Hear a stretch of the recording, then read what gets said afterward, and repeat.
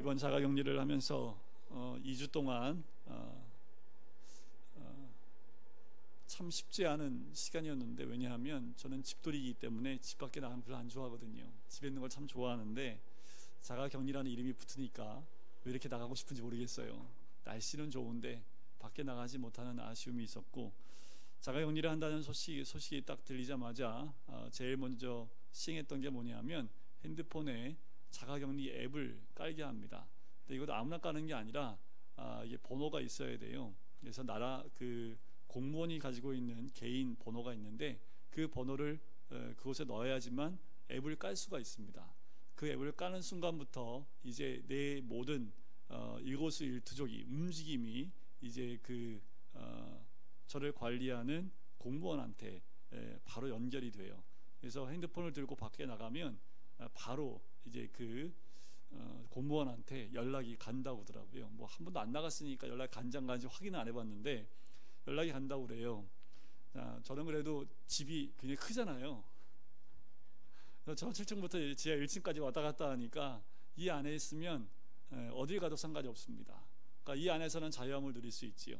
근데 밖에 나가는 건 나갔다 하면 삐요 삐요 소리가 아마 들릴 거고 저를 잡으러 올 겁니다. 그래서 저는 이 교회 안에서 자유를 만끽하면서 2주를 보냈는데, 이 시간들을 보내면서 한 가지 이런 생각이 들더라고요. 우리한테도 이런 앱이 있으면 좋겠다는 생각이 들어요.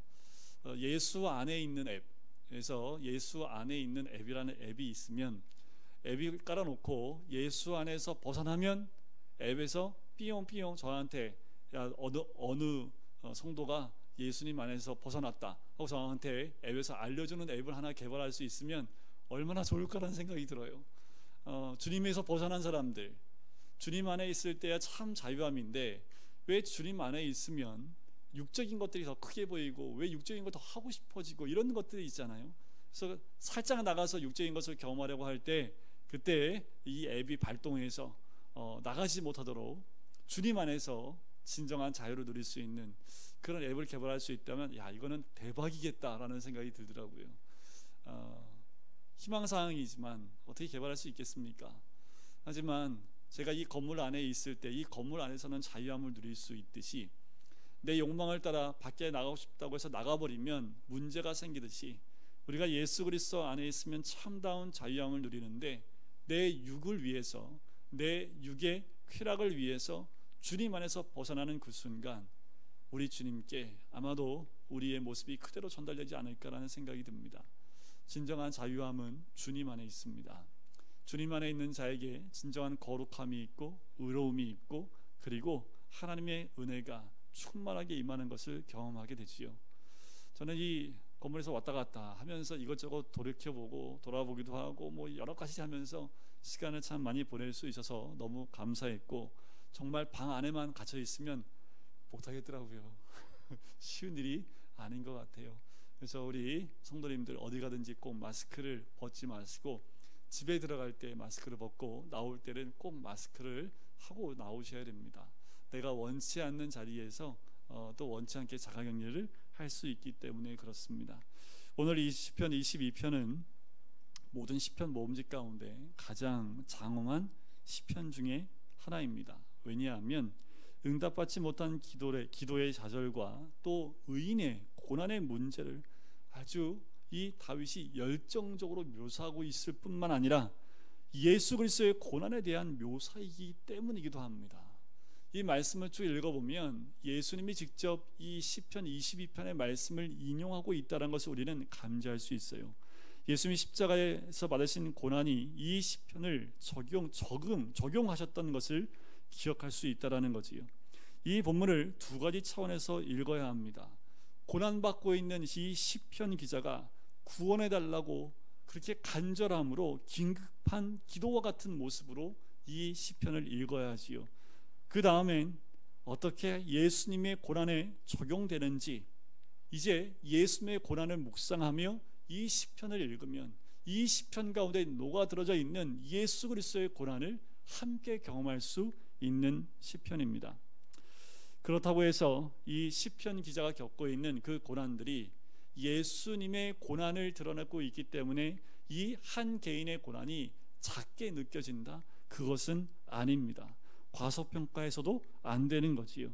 이 시편의 고난은 조롱하는 원수들의 손에 처형당해 죽는 것으로 묘사를 합니다. 그러므로 이 두 경우 모두 바로 우리 개인, 이 다윗 시편 기자의 개인의 고난과 예수 그리스도의 고난, 그 모두 하나님이 고난받는 자의 부르짖음을 듣지 않고 무덤에 두시는 것 같기 때문에 더 탄식을 하는 겁니다.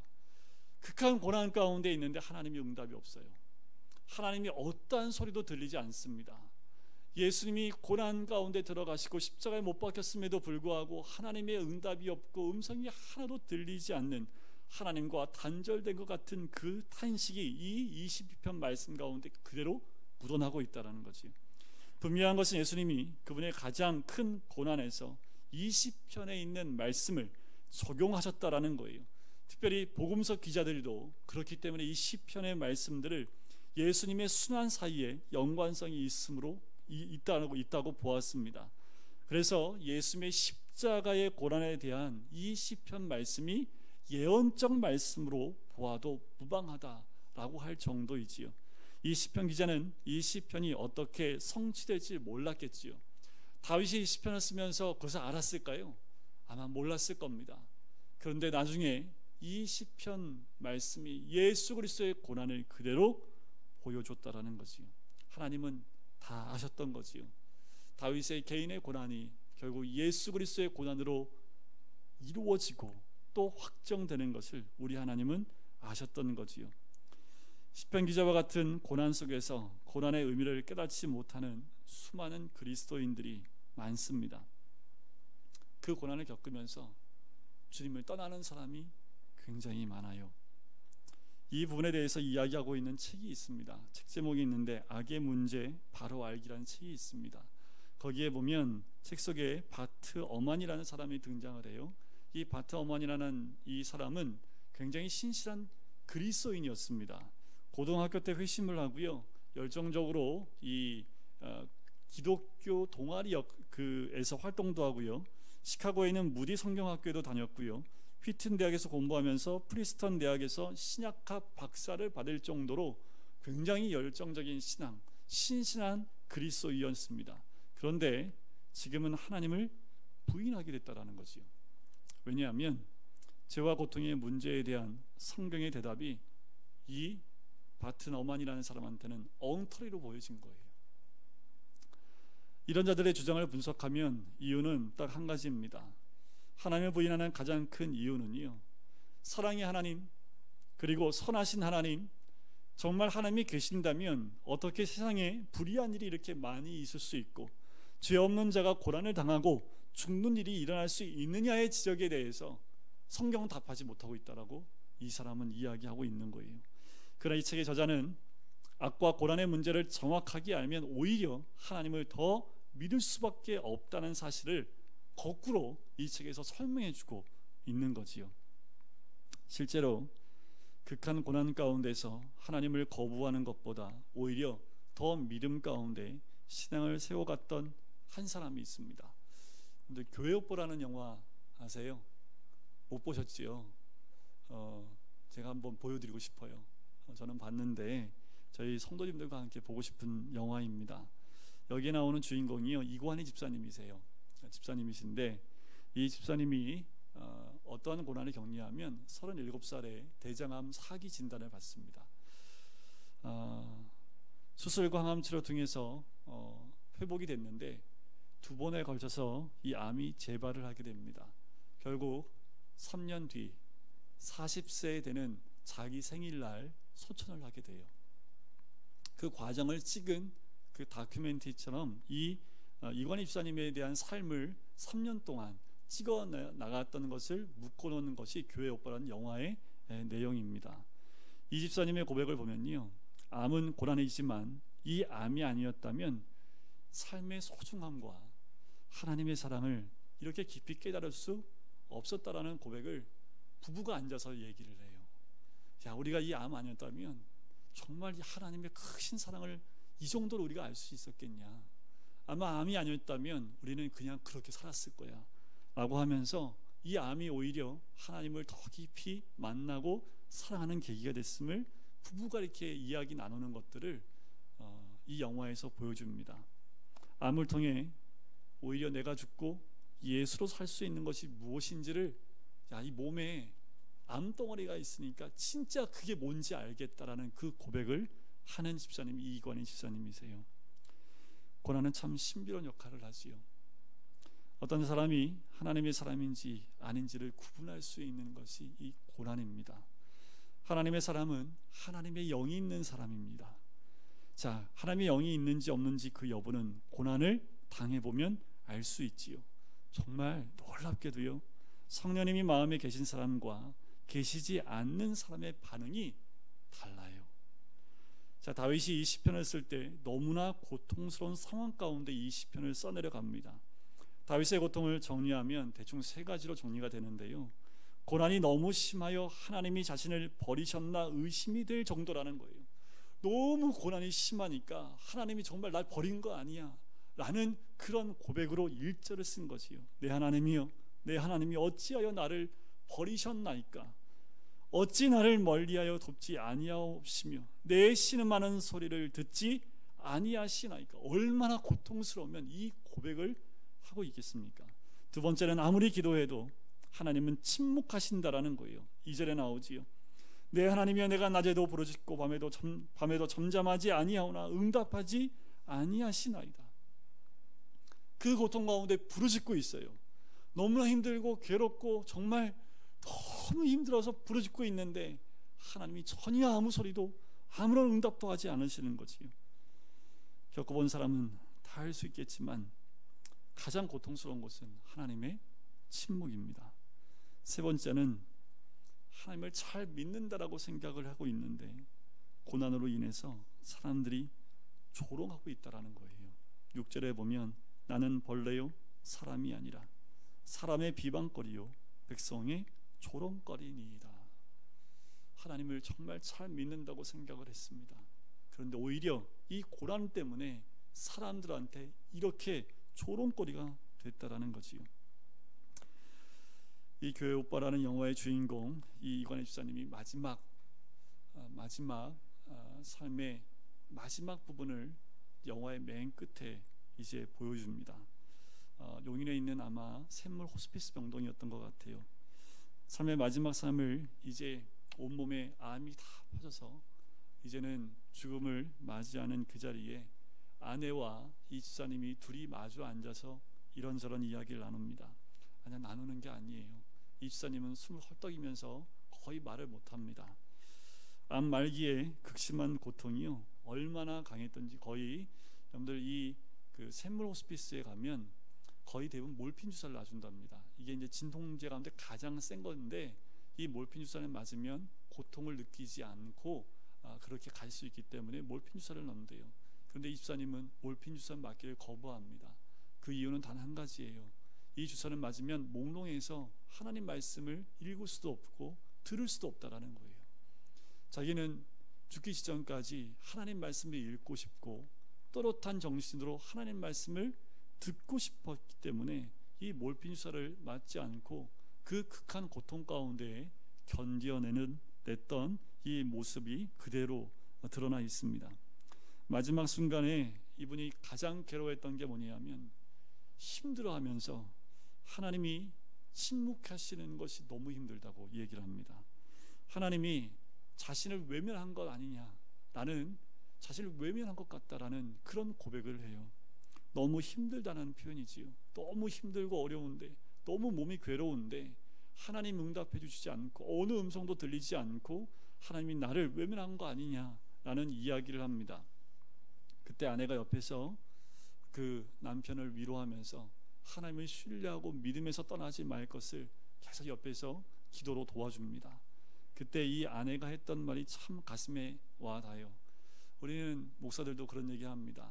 사명 끝나기 전까지 하나님 안 데려가신다고 그런 얘기를 속히 해요. 그런데 이 아내가 이런 얘기를 해요. 우리의 사명은 다른 것이 아니라 믿음을 지키는 것이 아니었나라는 생각을 한다고 남편한테 얘기를 해요. 당신이 이 믿음을 지켰기 때문에 사명을 다한 것이다 라는 그 고백을 합니다. 한 그리스도인이 질병의 고통 속에서 죽음을 앞두고 괴로워하는 모습이 그대로 드러나 있습니다. 가장 괴로웠던 건 뭐냐면 그 암의 그 모든 수술과 항암 치료의 모든 과정을 겪었던 그것이 아니라 마지막 순간에 하나님이 자기를 외면한 것 같은 느낌이 들었을 때가 가장 힘들었다라는 고백을 하는 거지요. 자, 그런데 너무 놀라운 건 뭐냐면 다윗이 고통으로 탄식하면서 주님을 찬양하고 있다라는 거예요. 3절을 보시면 이스라엘 찬송 중에 거하시는 주여 주는 거룩하시니이다. 탄식하는 것 같다가 다시 찬양하고 기도하다가 다시 찬양하고 결국은 찬양으로 마치는 이 시편 말씀을 봐요. 22절에도 보면 내가 주의 이름을 형제에게 선포하고 회중에서 주를 찬송하리이다. 26절에 보니까 겸손한 자는 먹고 배부를 것이며 여호와를 찾는 자는 그를 찬송할 것이라. 어떻게 설명할 수 있을까요? 나의 하나님 나의 하나님 어찌하여 나를 버리셨나이까, 이렇게 시작한 시편인데 중간중간 하나님을 찬양하는 그 소리가 울려나고 있다라는 거예요. 이걸 어떻게 설명할 수 있을까요? 놀랍게도요, 이 다윗만 이런 고백을 한 것이 아니라 이 이관희 집사님도 하나님을 찬양하는 모습이 나와요. 사기암 진단을 3번인을 받아요. 3번에 걸쳐서 2번에 걸쳐서 수술을 합니다. 3번에 걸쳐서 항암 치료를 10몇 번을 하고 그 모든 것들을 진행하는 모든 과정 가운데 이 집사님이 순간순간 교회 앞에 나와 간증하는 모습을 영상에서 이렇게 보여주는 모습을 보니까 그 가운데 하나님을 찬양하는 모습이 있습니다. 그 암 치료를 받고 이제 조금 회복했을 때, 또 항암 치료하며 힘들고 어려울 때에도 아내와 함께 기타를 치고 찬양하는 모습이 나와요. 무너질 것 같지만 이 집사님은요, 무너질 것 같은 그때에 이런 말을 하더라고요. 그 암 환자들끼리 모이는 모임들이 있습니다. 아름다운 동행인가? 라는 그런 모임이 있어요. 거기서 이런저런 얘기를 나눌 때 이 집사님이 이런 얘기를 해요. 대차대조표를 자기는 늘 한번 점검해 본대요. 힘들 때마다. 이게 뭐냐면 자기가 이제 30 후반대까지 살아오면서 하나님이 주신 은혜를 한번 쫙 나열을 해본대요.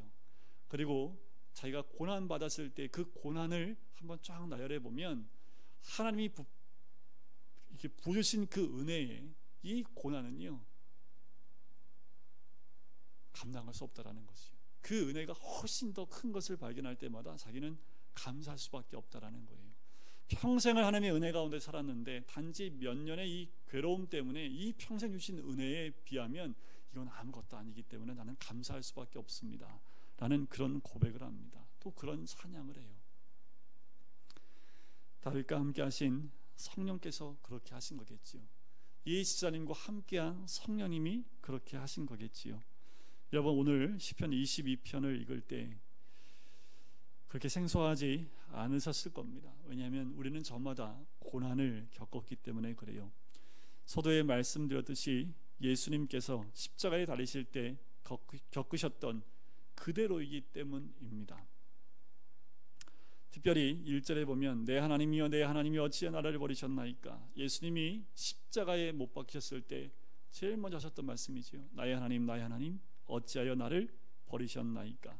예수님이 겟세마네 기도에서 기도할 때 우리 하나님 응답하지 않고 침묵하셨습니다. 7절과 8절에 보면 나를 보는 자는 다 나를 비웃으며 입술을 비죽거리고 머리를 흔들며 말하되 그가 여호와께 의탁하니 구원하실 걸 그를 기뻐하시니 건지실 걸 하나이다. 예수님이 십자가에 못 박혔을 때 그 밑에 있던 사람이 예수님을 바라보고 조롱했던 말이 이 말이 똑같이 나옵니다. 사람들이 예수님에게 그렇게 했지요. 또 14절에 보면 나는 물같이 쏟아졌으며 내 모든 뼈는 어그러졌으며. 다윗의 이 표현은 실제가 아니었겠지요. 아마도 시적인 표현이었을 텐데 예수님은 이 말씀 그대로 몸으로 다 견뎌냈다라는 겁니다. 15절 내 혀가 입천장에 붙었나이다. 16절 악한 무리가 나를 둘러 내 수족을 찔렀나이다. 18절 내 겉옷을 나누며 속옷을 제비 뽑나이다. 다 이 말씀 그대로 예수님은 그 고난을 다 받으셨던 거지요. 그렇습니다. 다윗의 고통은 예수님의 십자가 사건에 대한 예언적 사건이었던 거예요. 여러분, 우리가 겪고 있는 고난은 어쩌면 이 고난일 수 있는 거지요. 하나님이 다윗이 고난당하는 것을 이기신 것도 멀리 계신 것도 아니고 하나님의 뜻을 이루시기 위해서 허락하신 겁니다. 결국 예수 그리스도의 십자가 그 사역 가운데 온전히 이루시기 위한 것이라는 거지요. 그래서 다윗이 말할 수 없는 고난을 당하면서 계속하여 찬송이 터져 나올 수밖에 없는 거예요. 이것을 깨닫게 하시는 분은 성령님 때문입니다. 이렇게 고난 가운데 터져 나오면서도 중간중간 찬양할 수 있는 것은, 이 고난은 자기만이 아니라 이 땅에 오실 메시아가 겪어야 될 그 고난인 것을 이 다윗은 성령을 통해서 깨달았던 거지요. 성령님 때문에 하나님의 자녀는 이해할 수 없는 고난을 겪으면서도 하나님을 찬양할 수 있는 겁니다. 우리가 예수를 믿고 있고 내 안에 성령님이 계시다면 고난 가운데 하나님을 멀리하지 않고 더 가까이 할 수 있는 것은 성령님이 내 안에 계시기 때문이지요. 무신론자를 이렇게 얘기합니다. 네가 예수 믿는다며, 네가 하나님 믿는다면 이런 고난을 받는 게 맞냐 하면서 우리를 찔러대고 또 하나님을 떠나라고 주장을 할 수 있습니다. 그런 이들도 물론 있겠지요. 고난을 견디지 못하고 떠난 사람도 있을 수 있습니다. 그러나 고난 중에 오히려 하나님과의 관계가 더 깊어지는 사람도 있다라는 거예요. 하나님 믿는 사람도 병이 들어요. 사도 바울도 육체에 가시가 있었고 전도하다가 돌에 맞아 죽을 뻔도 했고 귀신 들린 사람을 치유하다 감옥에 갇히기도 했던 사람, 하나님을 의지하는 사람도 사업을 하다 실패할 수 있습니다. 가정의 어려움을 겪을 수도 있어요. 다른 사람들에게 오해를 받고 중상과 모략을 당해 괴로울 때도 있습니다. 믿는 사람에게도 동일한 이런 사건들이 있을 수 있지요. 여러분들 이거 아세요? 20세기 그때 1900년 동안 순교했던 모든 순교자의 숫자보다 20세기 한 세기에 순교했던 사람의 숫자가 훨씬 많답니다. 지금도 매년 2만 명 이상이 그리스도인이 순교하고 있고요, 수백만 명이 감옥에 갇혀 살고 있대요. 믿음 때문에요. 우리는 편하게 주님께 나와서 예배드리고 있지만 지금 이 땅, 이 세계 어느 곳에서는 예수 믿는다는 이유 하나만으로 순교의 위치에 지금도 있는 사람이 있고 또 감옥에 갇혀 있는 사람이 있다라는 거예요. 순교자만 2만 명 이상, 수백만 명이 그 믿음 때문에 감옥에 갇혀 있다라는 거지요. 그러나 성도들이 이와 같은 때에 하나님을 의심하고 떠나는 것이 아니라 하나님께 더 가까이 가는 거지요. 예수 믿는 것 때문에 순교당할 때 그 순교 직전에도 더 하나님께 가까이 나가는 모습을 보는 겁니다. 고난 중에 오히려 더욱 믿음이 커지고 감사와 찬양을 드리는 이들이 수도 없이 많다라는 거예요. 함께 하시는 성령님 때문입니다. 여러분, 믿음 때문에 당하는 고난, 그 고난 가운데 주님께 더 가까이 나가는 우리 모든 성도님 되시길 주 이름으로 간절히 축원드립니다. 바이러스 하나 때문에 우리의 마음의 평강이 깨어지는 이 시대에 우리가 더욱더 믿음 가운데 세워져야 될 줄 믿습니다. 성령님, 우리 고난 중에 힘들어할 때에 더욱 하나님께 나아가게 하시는 거지요. 다윗도 안타까워하면서 주님을 전적으로 의지하며 부르짖습니다. 11절을 보시면 나를 멀리하지 마옵소서, 환난이 가까우나 도울 자 없나이다. 여호와여 멀리하지 마옵소서, 나의 힘이시여 속히 나를 도와달라고 간절함으로 하나님께 메어 달리는 다윗의 모습이 있지요. 이관희 집사님에 대한 전체적인 스토리를 잠깐 말씀드려 볼게요. 이관희 집사님이 37에 대장암 4기 진단을 받는데요. 언제 이 진단을 받냐면 첫째 딸 낳고 아직 아내가 조리원에 있을 때 대장암 4기 진단을 받습니다. 그래서 아내가 몸조리도 하지 못한 상태에서 남편을 간호하기 시작을 해요. 수술을 받고 회복하는데 그해 12월 달에 어머니가 자기 자식의 그 대장암 4기라는 그 중압감을 이기지 못하고 어머니가 죽습니다. 그 다음에 이 이관희 집사님 믿음 가운데 그 모든 고통을 이겨내고 회복이 돼요. 그래서 몸에서 암의 지수가 이제 사라졌습니다. 그 소식을 듣고 일주일 만에 그 아내가 림프종 암 사기 진단을 또 받아요. 이번에는 그 아내가 이 림프종 암은 수술할 수 없습니다. 온몸에 퍼져 있기 때문에, 림프절 가운데 다 암이 퍼져 있기 때문에 항암 치료를 받아요. 그 힘든 항암 치료를 잘 통과해서 아내가 완쾌 진단을 또 받습니다. 그 진단을 받고 얼마 있지 않아 이 집사님이 다시 암이 재발을 합니다. 횡격막 전체에 암이 다 퍼져버려요. 원래는 이러면 수술을 안 해줍니다. 그런데 마지막 수술을 해요. 횡격막을 전체를 다 제거하고 대장을 다 제거하고 온몸에 장기에 있는 암덩어리 99%를 수술을 통해서 다 제거합니다. 그래서 다시 한번 항암 치료 끝에 회복을 해요. 그리고 1년 넘지 않아서 다시 재발을 합니다. 이제는 항암 치료가 듣질 않아요. 그리고 3개월 있다가 이 집사님은 소천하게 됩니다. 이 집사님이 끝까지 하나님께 붙들고 기도하고 찬양했던 모습, 오늘 이 22편 말씀 가운데 다윗이 했던 그 기도를 그대로 하고 있는 모습을 봅니다. 암이라는 그 3번의 진단 가운데 이 집사님의 소원은 딱 한 가지예요. 돌잔치 때 그때 소원을 얘기하는데, 내 딸이 유치원 갈 때 손붙잡고 함께 유치원 가는 게 저의 사명이고 꿈입니다 라는 얘기를 합니다. 그런데 그 딸이 3살 때 이 집사님은 암으로 소천하게 되지요. 그 과정 가운데 하나님께 간구도 하고 기도하며 회복하기도 하고 찬양하는 그의 모습을 봐요. 여러분, 이 집사님 마지막 죽음을 앞두고 많은 신앙의 지체들이 와서 이야기를 합니다. 다 이구동성하는 말이 다 똑같았어요. 집사님, 먼저 천국에 가 계시면 제가 곧 따라가겠습니다 라는 이야기를 합니다. 그때 담임 목사님, 그러니까 아마 우리들 교회 다니셨던 것 같아요. 우리들 교회 담임 목사님이 또 전화를 해서 먼저 가시면 저도 곧 따라가겠습니다 라는 그 위로의 이야기를 합니다. 집사님은 들을 수밖에 없고 힘이 없기 때문에 말을 못하는 상황이었습니다. 그래요. 여러분, 천국과 지옥, 우리는 다 천국 백성인 줄 믿습니다. 우리가 그 믿음 가운데 지금도 살아갈 수 있는 것은 어떠한 고난이 와도 흔들리지 않는 믿음이 있기 때문에 그렇죠. 근데 우리 교회 앞에 자두 있잖아요. 저 자두가 저기서 7월달 8월달 되면 굉장히 달지요. 저 자두가 달려면요, 천둥, 비, 그리고 햇볕, 이 모든 것을 다 견뎌낸 그 열매만 달아요. 견뎌내지 못한 거 어떻게 될까요? 다 떨어져 버립니다. 우리 신앙도 마찬가지예요. 시편 22편에 그 고난의 모든 것들을 견뎌낸 그리스도인들, 그 맛, 그 신앙의 깊이가 얼마나 깊고 단지 모르겠습니다. 우리 모든 성도님들, 이 말씀을 기억하셨으면 좋겠습니다. 누가 우리를 그리스도의 사랑에서 끊으리요? 환난이나 공고나 박해나 기근이나 적신이나 위험이나 칼이랴. 내가 확신하노니 사망이나 생명이나 천사들이나 권세자들이나 현재일이나 장래일이나 능력이나 높음이나 깊음이나 다른 어떤 피조물이라도 우리를 우리 주 예수 그리스도 안에 있는 하나님의 사랑에서 끊을 수 없으리라. 이것이 이 시편 기자의 아마 고백이지 않을까. 또한 우리의 믿음의 고백이 되어야 될 줄 믿습니다.